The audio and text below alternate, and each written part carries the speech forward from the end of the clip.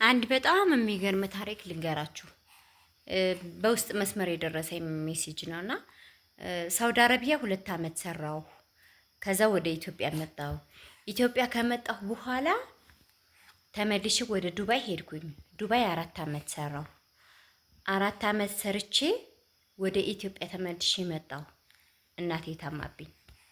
እናቴ ታማ ወደ ኢትዮጵያ መጥቼ ለ4 ወር እናቴ ጋር ኑሬ አስታመሚያት። ያው ህይወት ሊቀጥል አይችልም እና በህይወት አጣኋት።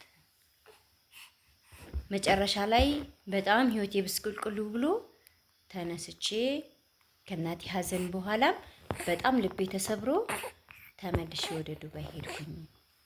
ዱባይ ከሄድኩ አሁን አመቴን ጨርሼ 2ኛ አመቴን ኮንትራቴ ልጨርስ 3 ወር ቀርቶኛል። በጣም ምክርሽ ያስፈልገኛል መስጊ። ምን ትይኛለሽ? ምን ላድርግ? ህይወቴ ጨልሞብኛል።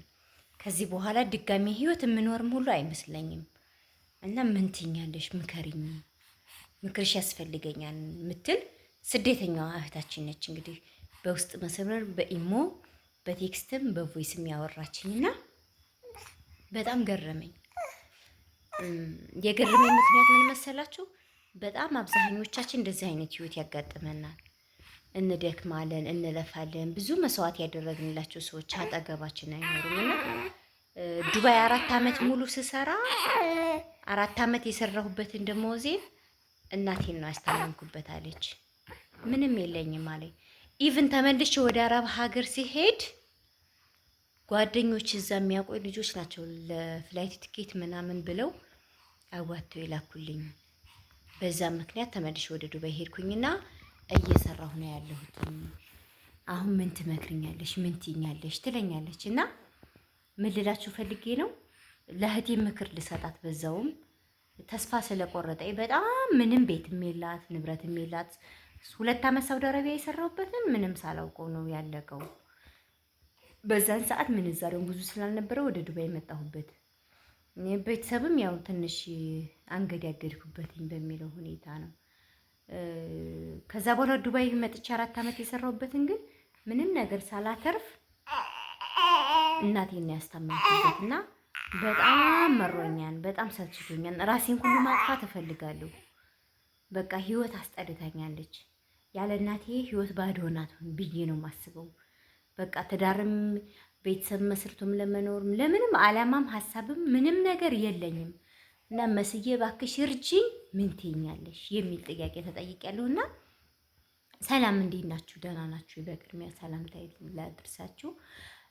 ይህን ሁሉ ልትልበት የቻላችሁ አንዳንዴ ይሄ አጋጣሚ ባይዘው የሁላችንም የኢትዮጵያኖች አጋጣሚ ነው። አንዳንዶቻችን ያው ያደለው ይኖራል፣ ያላደለው ደግሞ እንደዚህ አይነት አጋጣሚ ይኖራል። ህይወት በግራም በቀኝም ወጣ ወረድ ያላት ናት እና በእንደዚህ አይነት ደረጃ ውስጥ ያለች እህታችንን በምን አይነት መንገድ ነው መርዳት የምችለው?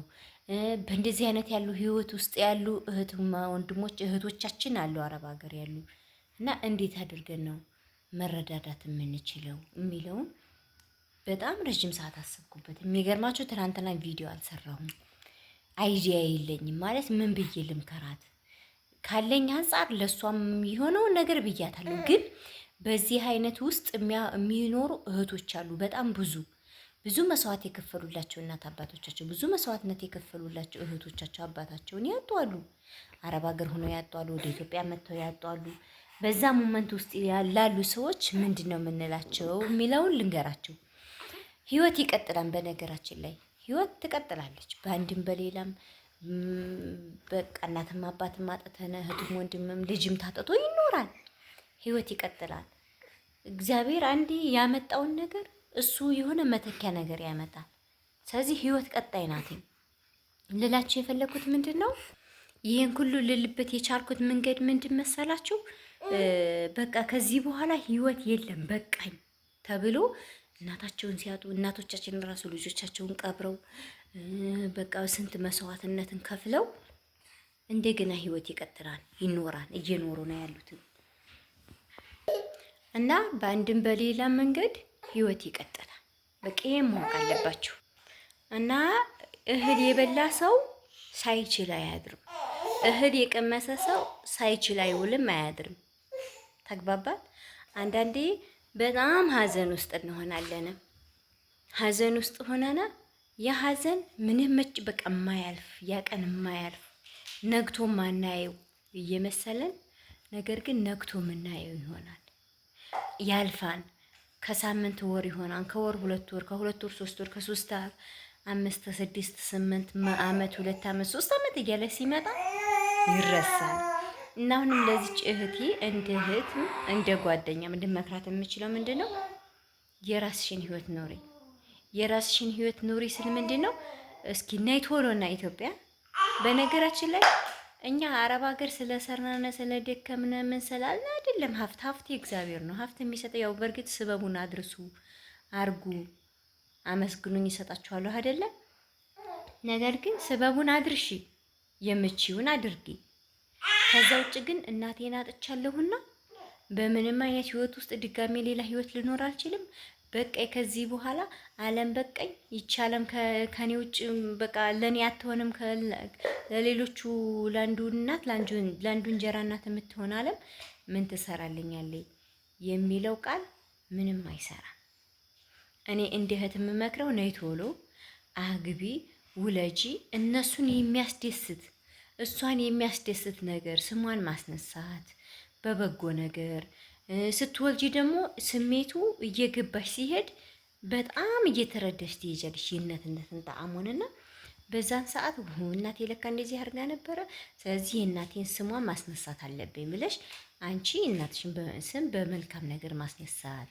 ስትወልጂ ደግሞ ፎከስ የምታደርጊው ልጅሽ ላይ የሆነ ቤትሽ ላይ የሆነ ነገርሽ ላይ ሲሆን ቢያንስ እንኳን የአረብ ሀገር ያለውን ስሜትሽን የእናትነት ፍቅር ትንሽ እንኳን ሀፍ በሀፍ ሊከፈል ይችላል እንጂ ከዚህ በኋላ ዓለም በቃኝ እንደ በቃ እናቴንም አጥቻለሁ አባቴንም አጥቻለሁ ከዚህ በኋላ ህይወት ለኔ ምንድን ናት? ህይወት ለኔ ባዶ ናት ብለሽ ተስፋ አትቁረጭ። በቃ ተስፋ አይቆረጥም። ነይ ቶሎና የራስሽን ህይወት ኑሪ፣ ሞክሪው እስኪ። ስትገቢበት ደግሞ እግዚአብሔር ላንቺ የሆነ በዚህኛው መንገድ ሲያጣብብ በዛኛው መንገድ ደግሞ ሰፋ አድርጎ ሊከፍትልናል። ይሄኛውን ሲያሳጣን የሆነ ነገር ይሰጠናል። እኛ ግን ሰዎች ስለሆነ እውነቴ ነው። ለአሁን እኔ ሰው ሁኜ ስመክራችሁ ይሆን ስል ቀላል ነገር ሆኖ አይደለም፣ ስሜቱ ከባድ ነው። ግን ደግሞ የሆነ መንገድ ሲዘጋብን የሆነ መንገድ ይከፈትልናል። የሆነ ሰዎች ደግሞ ለእኛ ሰበቦች ሊሆኑ ይችላሉ። ኧረ በቃኝ እኔ ከሌና አጥቻለሁ አላገባም ስንል የነበሩ ሰዎች ስናገባ የተስተካከለ ህይወት እንኖራለን፣ የተረጋጋ ህይወት እንኖራለን። ተግባባን። ስለዚህ አንቺም ነይ ቶሎና ሞክሪ እዩ። ከዛ በኋላ የተሻለ ነገር አንቺም ይኖርሻል። የተሻለ ደረጃ ላይ እየደረስሽ እነሱን በኸይር ነገር እያስታወስሽ ትሄጃለሽ። እሷን ብቻ አይደለም መሰሎቿንም ነው ይሄን ነገር ልላችሁ የምችለው። በጣም አያዘንኩኝ ማለት በቃ ሀሳቡን ሰምቼ እኔ በምን ሞመንት ውስጥ ሆኜ ኖርማል ቪዲዮ ልስራ። እውነቴን ነው የምነግራቸው። እና በእንደዚህ አይነት ህይወት ውስጥ ያላችሁ እህቶቼ ጓደኞችም ሁላችሁም በቃኝ ህይወት በቃኝ ከዚህ በኋላ ማለት የለባችሁም። ህይወት ይቀጥላል። የበላ ሰው በቃ እመኑኝ የማያስችል ነገር የለም። ያስችላል፣ ቋሚ ይችላል። የተጎዱት ያው የሞተ ሰው ነው። የወለደ ሰው ደግሞ ያው ሞት አይባልም መቼም። እኛ በስጋ ስንለያቸው በጣም ያሳዝናል እንጂ ብቻ ከባድ ቢሆንም ግን በዚህ ሞመንት ውስጥ መሆን የለብሽም እህቴ። ቪዲዮን ከወደዳችሁት ላይክ አድርጉ፣ ለሌሎች እህቶቻችን እንዲደርስ ሰብስክራይብም አድርጉኝ፣ አበረታቱን። ቪዲዮዬ ቪው እንዲኖረው ላይክ አድርጉት። ቪዲዮውን እያያችሁ ስትሄዱ እወዳችኋለሁ። ባይ ባይ።